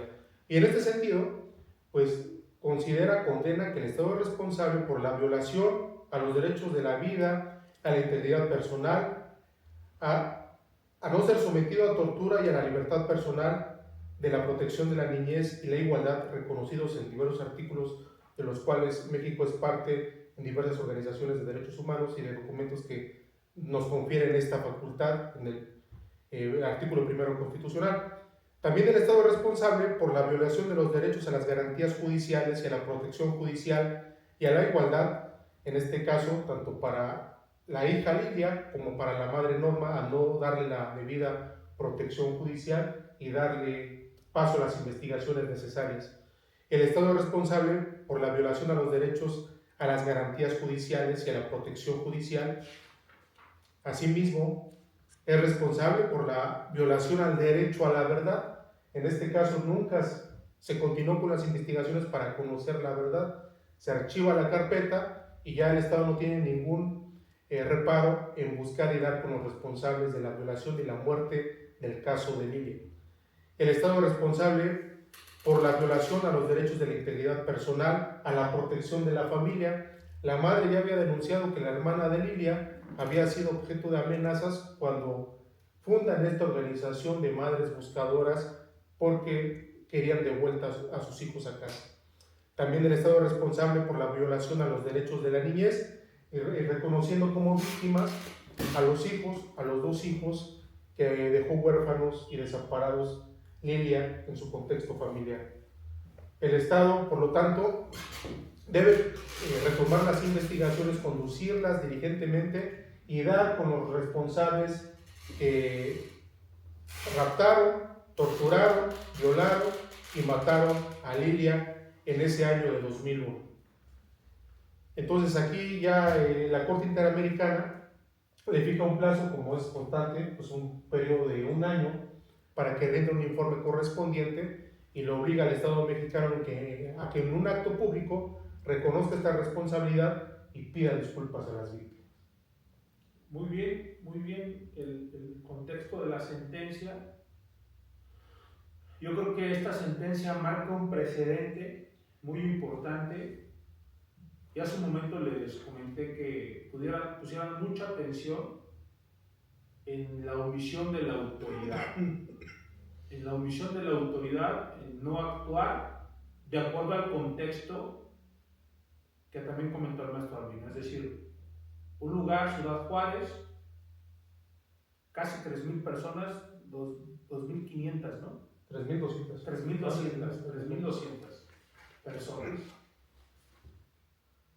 Este contexto era frecuente. Hacer un cambio. De lo contrario van a decir, pues yo era un funcionario, ya no estoy ahí y no tengo responsabilidad. Bajo esta sentencia y bajo el parámetro que estableció la Corte Interamericana, hay o existe elementos para instaurar la responsabilidad de estas personas, la responsabilidad personal de estas personas. ¿Qué quiero decir? Los abogados, hay que hacer nuestro trabajo, iniciar los procedimientos penales de responsabilidades a jueces, a ministerios públicos, a policías, para que aprendan a hacer su trabajo, y si no pueden, que dejen el trabajo a quien sí lo va a hacer. Pues vamos a seguir con conclusiones y vamos a dar la oportunidad a el maestro Fernando. Por favor, adelante, maestro. Lo escuchamos con su aportación de conclusiones, por favor. Muchas gracias, maestro. Gracias por darme la oportunidad de poder darme voz. Pues, como se puede reiterar otra vez, otra instancia internacional le da voz color a nuestro Estado mexicano de derecho, y obviamente, en donde vilmente nuestras mujeres son violentadas, las autoridades son omisas, al grado de seguir encubriéndolas, revictimizándolas por parte de autoridades que se dedican, se tenían que dedicar a la administración y procuración de justicia, por lo cual ya no es viable que en algún momento, pues ya eso tiene que parar. Como que un organismo internacional tiene que ponernos el ejemplo de cómo no son incompetentes nuestras autoridades para poder sancionar, investigar y en algún momento ya prevenir esta violencia hacia nuestras mujeres. En algún momento, pues no tan solo puede ser nuestras mujeres, pero son nuestro grupo más vulnerable, sino también nosotros mismos, nuestros hijos. Pero bueno, ya en algún momento pues, hay que aplaudir estas instancias que, pues, miren, nunca nos han abandonado, por gracias a precisamente personas como ustedes que nos dan voz y voto y nos llegan a promocionarnos, a reconocernos y valer nuestros derechos ante estos organismos internacionales, ya que como se puede acreditar, pues este es el eslabón que hace falta en México, que por fin puede existir alguna dependencia, no dependencia, sino que autoridad, funcionario o despacho jurídico que ponga un alto a este tipo de autoridades que levanten la voz, que se pueda elegir y decir, basta Estado mexicano, basta procuración, basta administración de justicia de tantas violaciones a los derechos humanos de los grupos vulnerables que vienen siendo nuestras mujeres, nuestras niñas, personas privadas de la libertad. Ya, ¿por qué no nos defienden nosotros precisamente como compatriotas, como ciudadanos mexicanos, para que precisamente ya no se den este tipo de arbitrariedades? Precisamente para que ya llegue un alto de decir, por fin yo te protejo como autoridad, a quien encargada de la Procuración de Justicia, de la Procuración, como usted lo dice, de la Procuración de Justicia, de iniciar las investigaciones simplemente con el llamado de algún familiar. Al momento que se desaparece una persona, actuar de forma inmediata, no dejar pasar las 24, 48 o 78 horas que son fundamentales para encontrarlo todavía con comida. Que se pronuncien por fin como autoridades constitucionales y dejen de ser omisos. Y si no funcionan, pues precisamente que dejen trabajar a personas que sean competentes para actuar en favor de la vida y de la integridad de las personas. Es el poco que puedo aportar a la señoría, maestro. Gracias, maestro Fernando, muchas gracias por tu participación. Y hay que dar un toque a este tema muy, muy importante. Esto ocurre en todo el país. Ocurría y sigue ocurriendo. El nuevo sistema no está funcionando. Los ministerios públicos no quieren recibir denuncias, no quieren atender a las víctimas y pareciera, como lo dice el maestro García Rodríguez, que es un negocio para los ministerios públicos, porque cuando empiezan la investigación parece que investigan al que sí puede pagar para extorsionarlo, para sacarle dinero, y negocian la libertad, hablando del tema de prisión preventiva oficiosa. Y nuestros funcionarios, tanto el ejecutivo, el legislativo y judicial, son omisos. Son omisos porque esto se viene desarrollando de siempre, no es de ahorita. Antes, a la reforma de 2008, todo esto quedaba en oscurito, quedaba en los juzgados escritos, en donde el juez te amenazaba, o el juez nunca estaba, el secretario te amenazaba y tenías que callar. Únicamente solo se cumplían con las formalidades, eran requisitos. Que firmara un abogado sin que pudiera hacer un análisis y un debate de lo que se desahogaba en esas audiencias, porque no lo dejaban hablar. Ahora con el nuevo sistema que es grabado y es oral, la herramienta por excelencia de los funcionarios es: el abogado no sabe, lo voy a revocar, te revoco, te multo y te callo. Es lo que ocurre. Y con los ministerios públicos, no te recibo tu denuncia, no genero las medidas de protección, apórtame datos, apórtame pruebas, apórtame medios, porque si no, no puede avanzar tu asunto. O, si quieres que hagamos nuestro trabajo, necesitamos dinero. Eso es lo que dicen los funcionarios. ¿Qué quiero decir con esto? Pues, si es la vida diaria que se está dando en México, que se viven en los tribunales, que se viven en los ministerios públicos, y que muchos ciudadanos que no han llevado un procedimiento de esta índole desconocen e incluso su apreciación es incorrecta. Pero yo creo que la punta del iceberg la está dando la Corte Interamericana. Es un organismo internacional con función jurisdiccional en el Estado mexicano, y yo creo que esas sentencias todos los abogados las debemos de conocer. Las debemos de conocer y las debemos invocar, hacer valer en audiencias. Y un punto importante: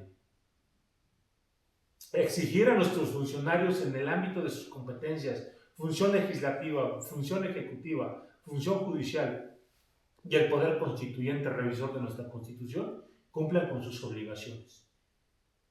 Porque si vemos el tema de García Rodríguez en la sentencia, ¿qué dijo este señor del cártel de Macuspana, que es el que fue el secretario de Gobernación? ¿Cómo se llama?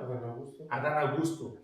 Cuando salió la sentencia de García Rodríguez: no podemos cumplirla porque invade nuestra soberanía.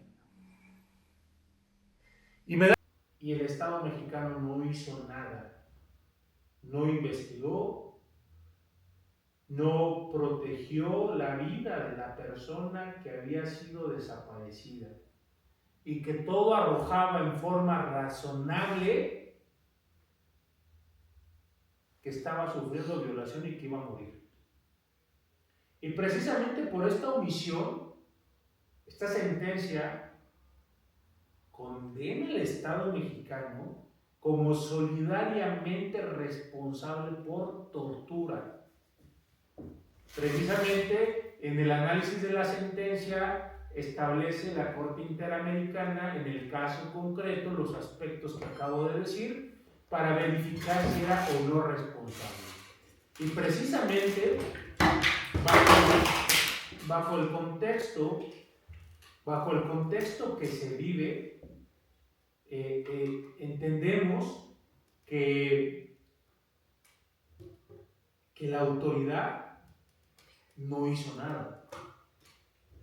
Pero acá hay algo también muy importante. La autoridad como institución fue condenada. Pero ¿qué va a pasar con las personas, con los funcionarios que no hicieron nada? Y bajo esta apertura, si el Estado mexicano fue condenado, sigue vigente la responsabilidad personal de estos funcionarios. Y yo creo que generando responsabilidades a las personas, vamos a hacer un cambio.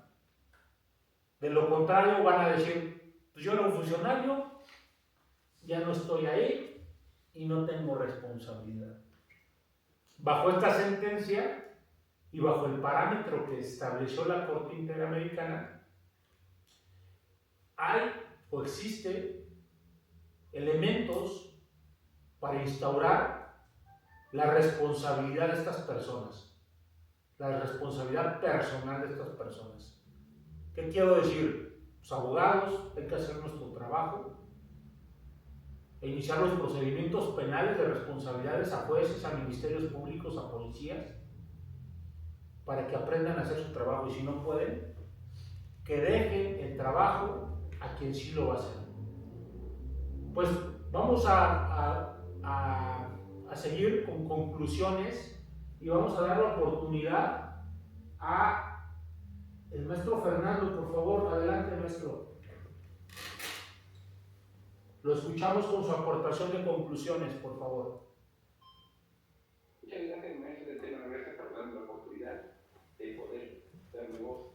Pues como se puede reiterar otra vez, otra instancia internacional le da un coscorrón a nuestro Estado mexicano de derecho, ilusoriamente, en donde vilmente nuestras mujeres son violentadas, las autoridades son omisas, al grado de seguir encubriéndolas, revictimizándolas por parte de autoridades que se dedican, bueno, se tenían que dedicar a la administración y procuración de justicia, por lo cual ya no es viable que en algún momento, pues ya eso tiene que parar, como que un organismo internacional tiene que ponernos el ejemplo de cómo son incompetentes nuestras autoridades para poder sancionar, investigar y en algún momento ya prevenir esta violencia hacia nuestras mujeres.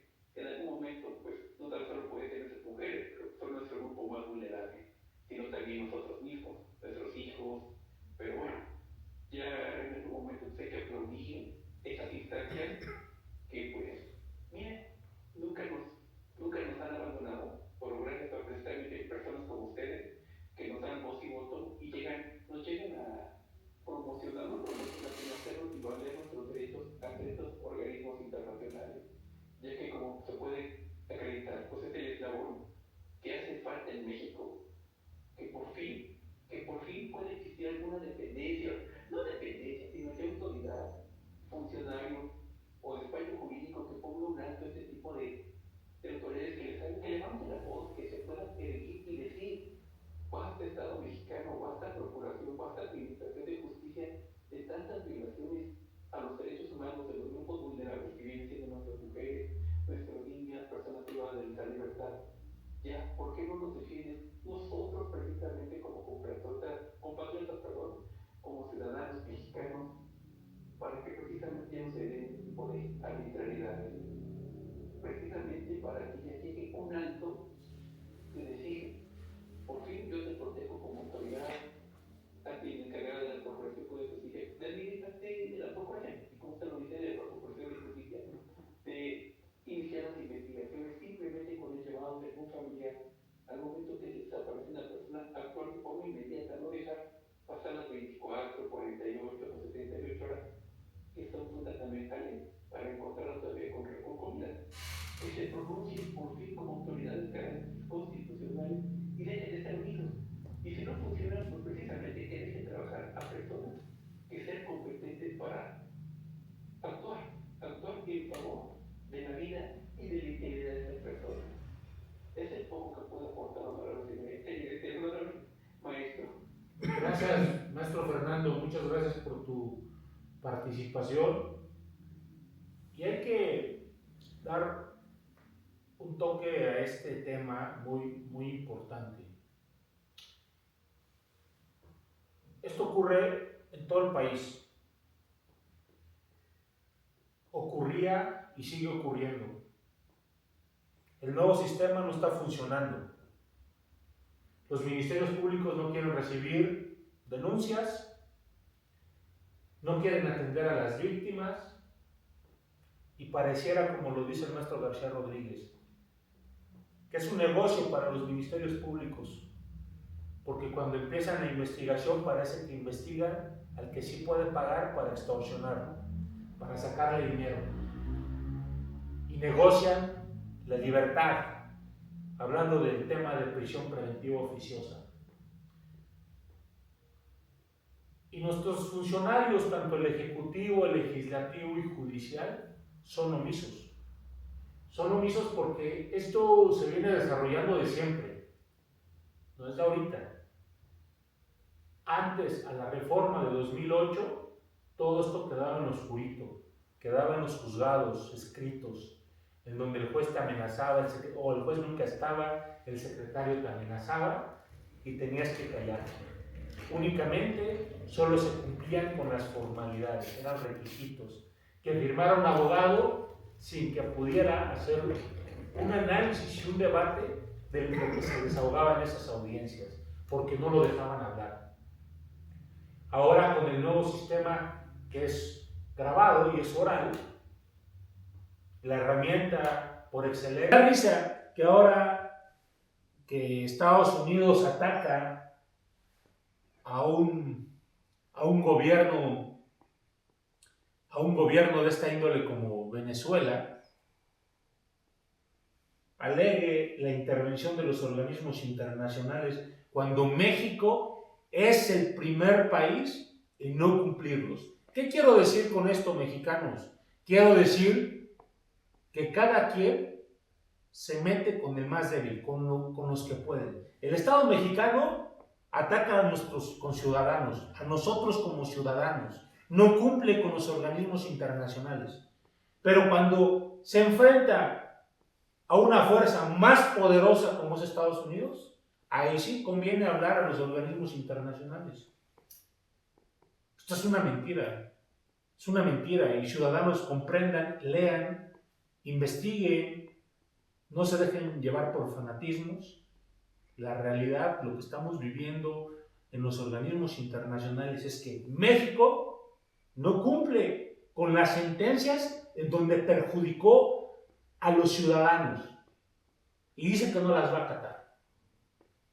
Pero cuando se refiere a una posible invasión de un ente poderoso más fuerte que el Estado mexicano, pareciera que es un niño acusándose con su madre porque lo van a lastimar. Yo creo que es incongruente eso. Y debemos entender, ciudadanos, que tenemos que hacer valer nuestros derechos.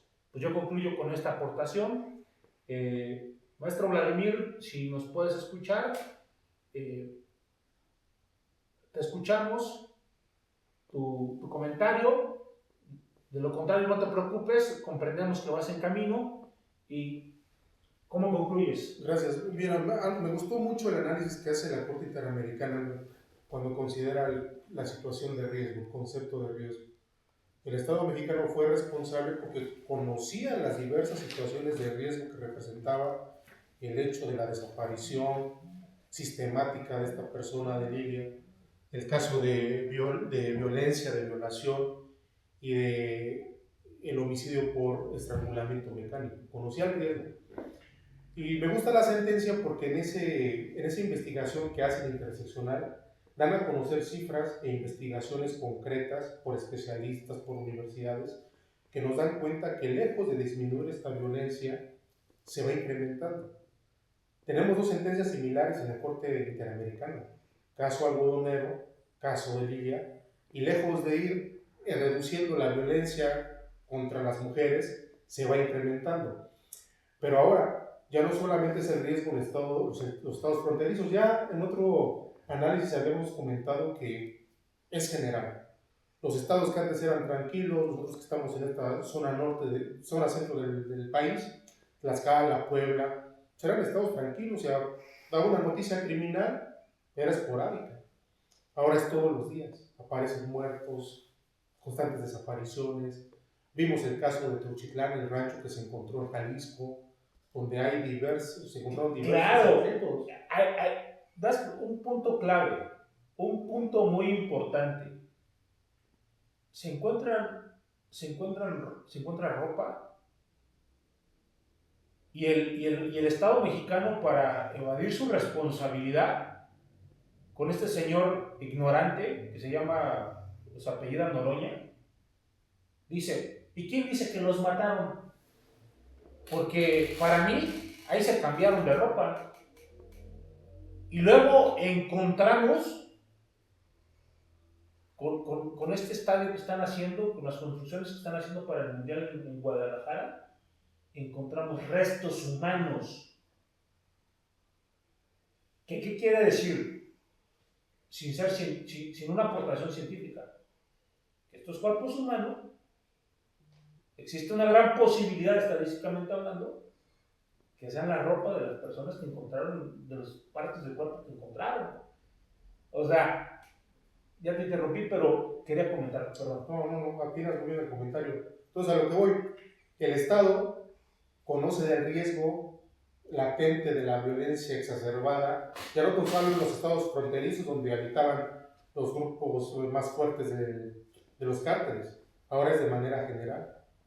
Parece que todo el país es un cementerio gigantesco donde hay cuerpos que no son identificados, personas que no aparecen, y por lo tanto diversas organizaciones civiles desde la sociedad civil se han organizado para buscar a sus familiares. En diversas entidades federativas tenemos estas madres buscadoras, y algo también que propositivo que da este reconocimiento de la sentencia, me faltó comentar, es que el Estado integrará expresamente los conceptos de madres buscadoras, personas buscadoras, madre de víctima de feminicidio, en la ley para la protección de personas defensoras de derechos humanos. Eso es fundamental, porque cuántas veces no hemos escuchado las noticias. Afortunadamente la madre de Lilia, la maestra Norma, resultó viva, ¿no? Pero cuántas madres buscadoras no han desaparecido, no han sido asesinadas por el hecho de buscar a sus hijos. Ahora, ¿qué representa, para cerrar mi comentario, ya lo mencionaba Fernando, un revés para la justicia local, la justicia doméstica? No es capaz de dar seguimiento a las investigaciones, de impartir justicia, y en un mes tuvimos estas dos sentencias el mes pasado, lo que representa un duro golpe a la justicia local. Ya mencionabas, ahora apelan a tratados internacionales, que Estados Unidos está violando la Carta de Naciones de manera sistemática en el caso de Venezuela, y en el posible ataque terrestre que muchos periodistas han dado cuenta que se está planeando en el caso de México, que van a entrar por tierra. Entonces apelan ahora sí al derecho internacional, que se respete. No es posible que se reine el caos y la ley del más fuerte abuse contra los más débiles, cuando en México es lo que se comete. El más fuerte somete a los más débiles. Ya van a ser 3 años de la sentencia del caso García Rodríguez, y el Estado mexicano no ha hecho absolutamente nada, no cumple con el mandamiento del derecho internacional.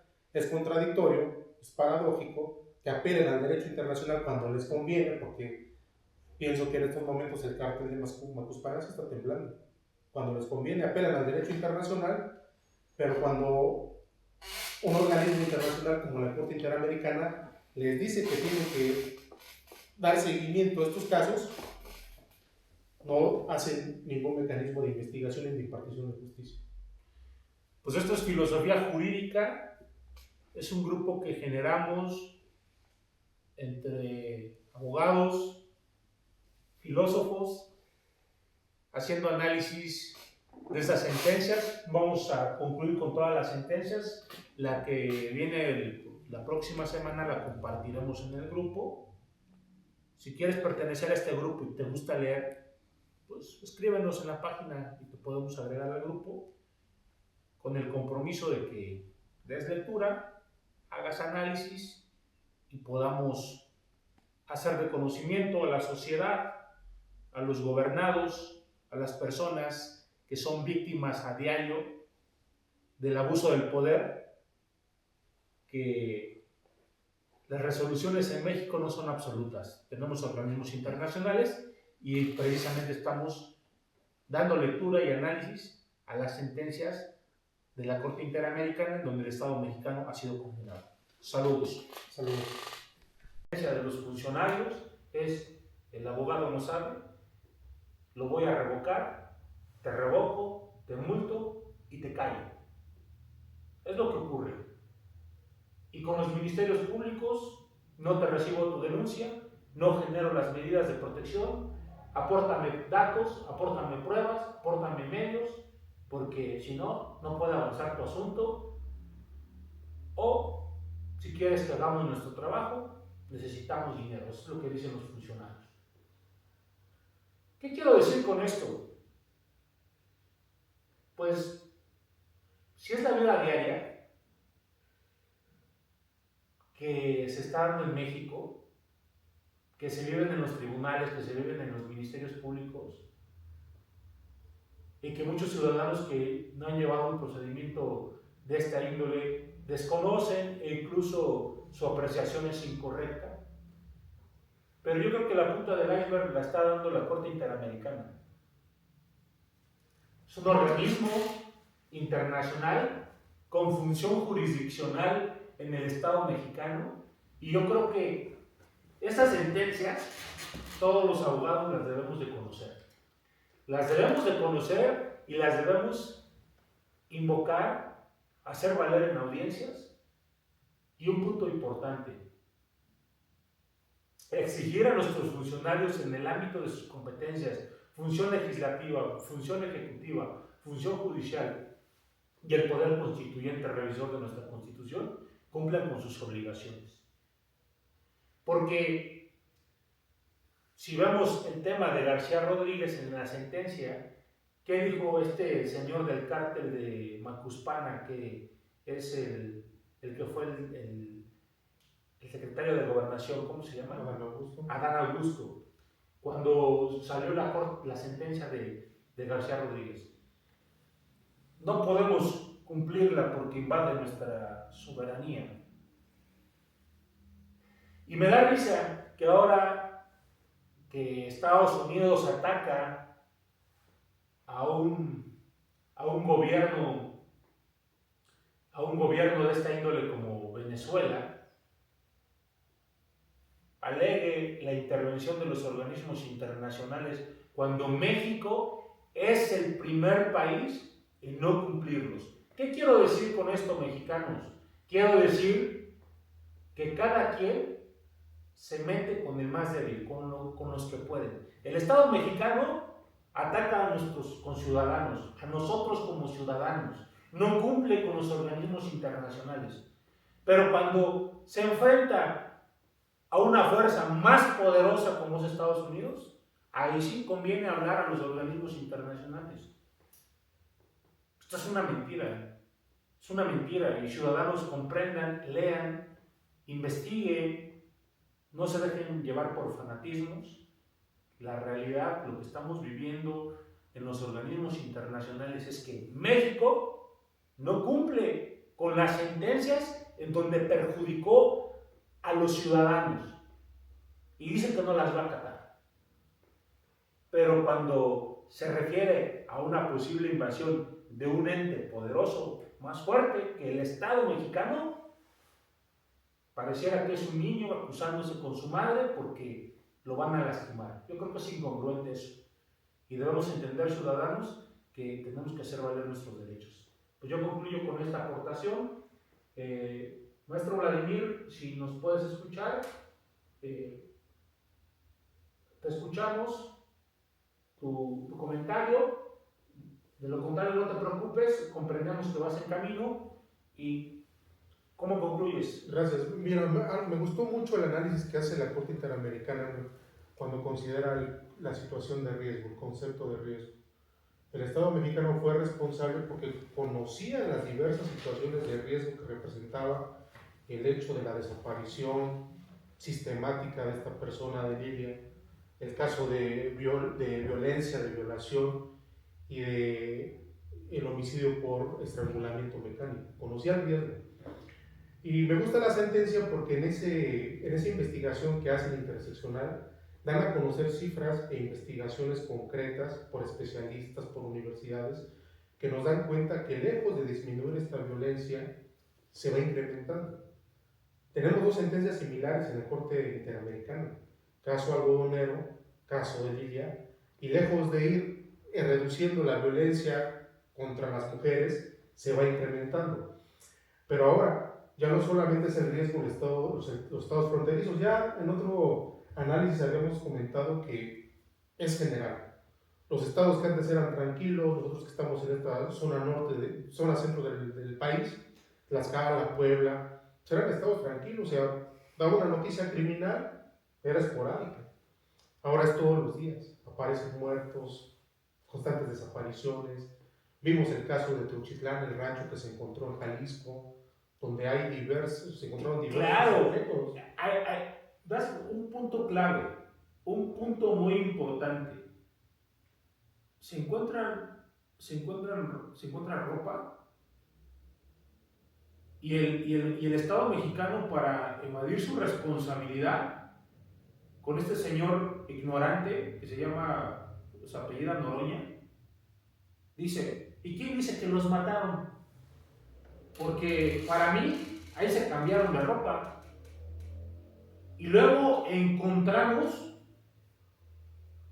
con este estadio que están haciendo, con las construcciones que están haciendo para el Mundial en Guadalajara, encontramos restos humanos. ¿Qué quiere decir? Sin una aportación científica. Que estos cuerpos humanos, existe una gran posibilidad, estadísticamente hablando, que sean la ropa de las personas que encontraron, de las partes del cuerpo que encontraron. O sea, ya te interrumpí, pero quería comentar, perdón. No, atinas muy bien el comentario. Entonces, a lo que voy, el Estado conoce del riesgo latente de la violencia exacerbada, ya no contaban los estados fronterizos donde habitaban los grupos más fuertes de los cárteles, ahora es de manera general. Parece que todo el país es un cementerio gigantesco donde hay cuerpos que no son identificados, personas que no aparecen, y por lo tanto diversas organizaciones civiles desde la sociedad civil se han organizado para buscar a sus familiares. En diversas entidades federativas tenemos estas madres buscadoras, y algo también propositivo que da este reconocimiento de la sentencia, me faltó comentar, es que el Estado integrará expresamente los conceptos de madres buscadoras, personas buscadoras, madre de víctima de feminicidio, en la ley para la protección de personas defensoras de derechos humanos. Eso es fundamental, porque cuántas veces no hemos escuchado las noticias. Afortunadamente la madre de Lidia, la maestra Norma, resultó viva, ¿no? Pero cuántas madres buscadoras no han desaparecido, no han sido asesinadas por el hecho de buscar a sus hijos. Ahora, ¿qué representa, para cerrar mi comentario, ya lo mencionaba Fernando, un revés para la justicia local, la justicia doméstica? No es capaz de dar seguimiento a las investigaciones, de impartir justicia, y en un mes tuvimos estas dos sentencias el mes pasado, lo que representa un duro golpe a la justicia local. Ya mencionabas, ahora apelan a tratados internacionales, que Estados Unidos está violando la Carta de Naciones de manera sistemática en el caso de Venezuela, y en el posible ataque terrestre que muchos periodistas han dado cuenta que se está planeando en el caso de México, que van a entrar por tierra.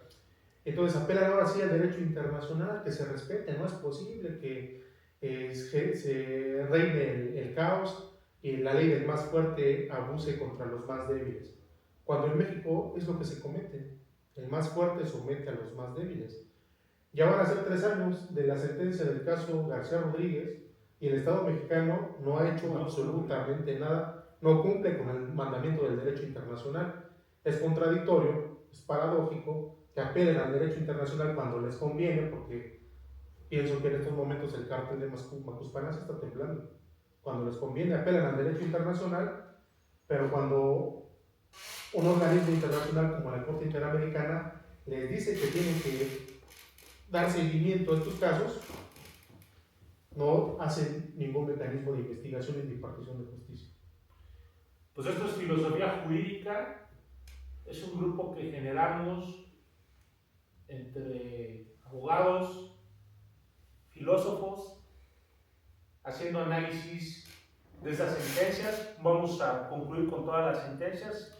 La que viene la próxima semana la compartiremos en el grupo. Si quieres pertenecer a este grupo y te gusta leer, pues escríbenos en la página y te podemos agregar al grupo, con el compromiso de que des lectura, hagas análisis y podamos hacer reconocimiento a la sociedad, a los gobernados, a las personas que son víctimas a diario del abuso del poder, que las resoluciones en México no son absolutas. Tenemos organismos internacionales y precisamente estamos dando lectura y análisis a las sentencias de la Corte Interamericana en donde el Estado mexicano ha sido condenado. Saludos. Saludos.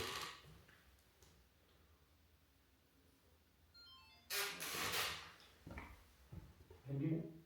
Sí. ¿Ya acabaste el vivo?